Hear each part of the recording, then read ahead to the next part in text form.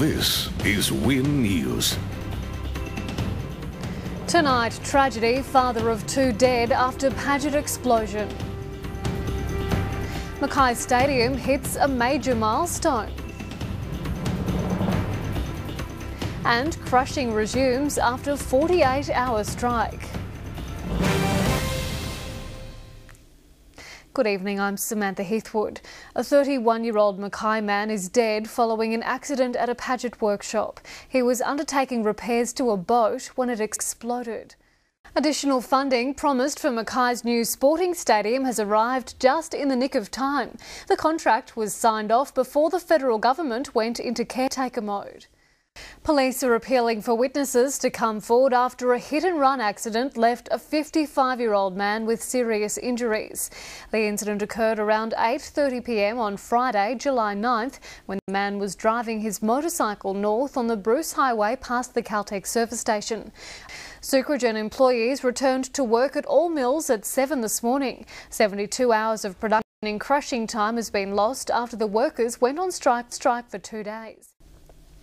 Recent testing has shown Mackay residents are still not paying enough attention to their recycling habits. Contamination levels in bins are twice the desired level, a factor Mackay Regional Council says is unsustainable. Whitsunday Regional Council has adopted a temporary building code to stop high-rise developments at Airlie Beach. Mayor Mike Brunker says it's only just been discovered that the old planning scheme allowed for buildings up to 22 stories. Now to our weekly Win poll. We'd like to know if you think Labor will be returned to government in the upcoming election. To vote, dial 1900 969 500, dial 1 for yes and 2 for no. Lines close at midday on Friday. There's been another Queensland health pay mix-up, this time involving medical students.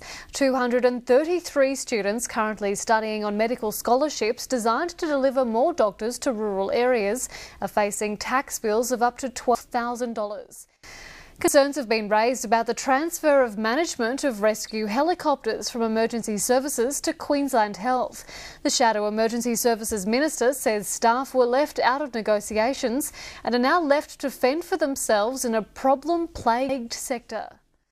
Up next, the grand welcoming for our sister city friends. Then, Origin greats inspire Indigenous job seekers.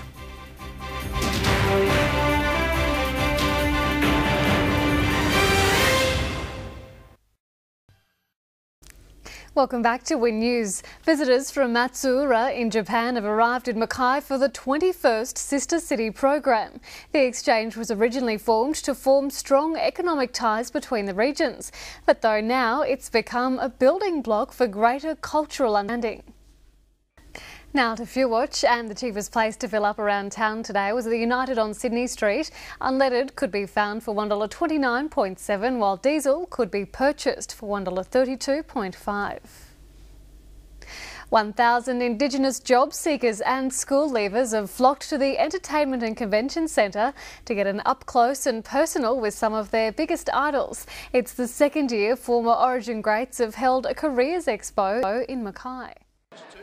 Sports next, and Dan, the Sea Eagles finally defeated. Yes, Sam, the Hawks did the job. The AFL is next, and Brothers claim the Pride of Milton Street trophy.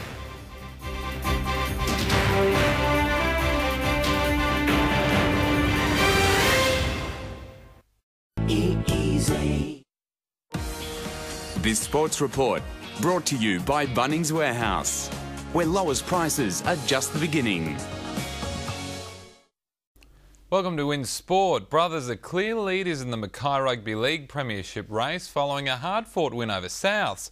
The Brethren outscored the Sharks 6-3 in the 18-point victory.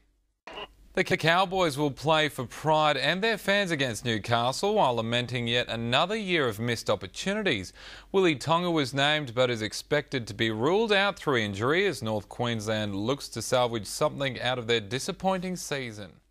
Whitsunday's undefeated run in the Mackay AFL Premiership has come to an abrupt halt. After 12 victories, the Sea Eagles were expected to dominate the clash with Mackay. North are the big improvers in the Mackay Rentals Cup at Boral Field. They defeated top team South on the bell, while their women slammed home 4 unanswered goals. And Sam, that is the night in sport. Thanks, Dan. Stay with us. Catherine Doyle has all the weather details next.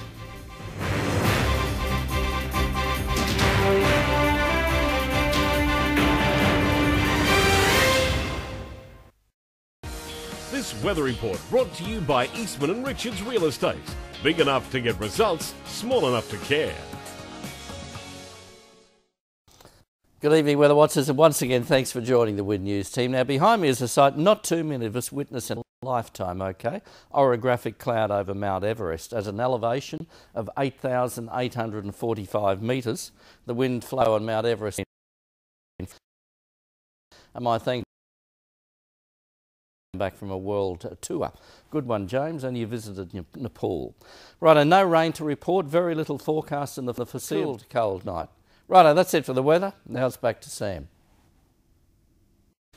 Thanks, Pete. The countdown's on to the Queensland Core Skills Test, and Year 12 students around the region are starting to feel the nerves.